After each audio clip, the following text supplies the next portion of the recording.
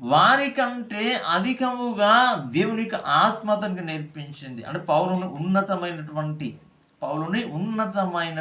సేవ చేయాలి కనుక, ఆ ఉన్నతమైనటువంటి సేవ చేయాలి అంటే అతను కంటే ఘనులైనటువంటి యెరూషలేములో ఉన్నటువంటి ఘనులైన వారి యుద్ధ నేర్చుకోవాలి. అంతకంటే ఘనులు ఎవరున్నారు? దేవుని యొక్క ఆత్మ ఉన్నతమైనటువంటి జ్ఞానాన్ని ఇస్తుంది కనుక ఆ జ్ఞానాన్ని పొందుకొని అప్పుడు ఉన్నతమైనటువంటి సేవ చేశాడు, సంఘాన్ని సంస్కరించాడు, ఉన్నతమైనటువంటి పరిచర్య చేస్తాడు. అంటే దేవుని యొక్క జ్ఞానమునకు మితి లేదు, ఉన్నతమైనటువంటి జ్ఞానం వస్తుంది. అయితే దేవుని యొక్క జ్ఞానము ఎక్కడున్నా కూడా మనం ఏం చేయాలంటే తిరస్కరించకూడదు, అభ్యంతర పడకూడదు. దేవుని యొక్క జ్ఞానము అది ప్రకటించేవాడు బాలుడైనా సరే, చిన్నవాడైనా సరే, ఏ విధమైనటువంటి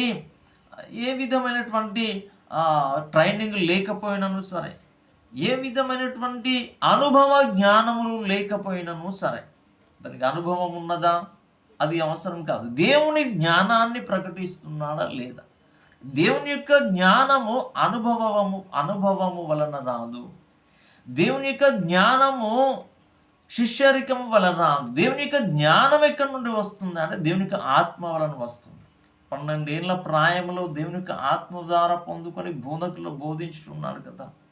ఆ విధముగానే సేవకులకు అంటే వయస్సుతో అభ్యంతరము లేకుండా, అనుభవముతో అభ్యంతరము లేకుండా ఎవరినైనా సరే దేవుడు ఏం చేస్తాడంటే ఆత్మ ద్వారా జ్ఞానాన్ని కలిగించి వాడుకుంటాడు. ఆ సమయంలో జ్ఞానము ప్రవహిస్తూ ఉంటుంది. ఆ జ్ఞానానికి అభ్యంతర పడినప్పుడు ఏమవుతుందో తెలుసా? జ్ఞానాన్ని పొందుకోలేము. జ్ఞానము ఎక్కడైతే ఉంటుందో అక్కడ నువ్వు వినగలిగా. నీ వద్దకు జ్ఞానం వచ్చినప్పుడు, దేవుని యొక్క మాటలు వచ్చినప్పుడు, దేవుని యొక్క ఉన్నతమైనటువంటి ఆత్మ ద్వారా మాటలు దొరుకుతున్నప్పుడు, అద్భుత కార్యాలు జరుగుతున్నప్పుడు ఏం చేయాలంటే అభ్యంతర పడకూడదు. అభ్యంతర పడినప్పుడు ఏమవుతుందంటే రక్షణ ఉండదు, మారు మనస్సు ఉండదు, దేవునికి వ్యతిరేకమైనటువంటి ఒక కార్యం చేయడం వల్ల దేవుని యొక్క శాపానికే గురవుతాం.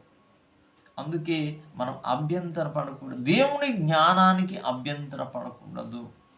ఆనాడు తన గ్రామంలో అభ్యంతర పడ్డాడు, దేవుడు అద్భుతాలు చేయలేదు, ఏ విధమైనటువంటి స్వార్థ పరిచయం చేయకుండానే ప్రక్క గ్రామంలోకి వెళ్ళి అద్భుతమైనటువంటి కార్యాలు చేస్తాడు.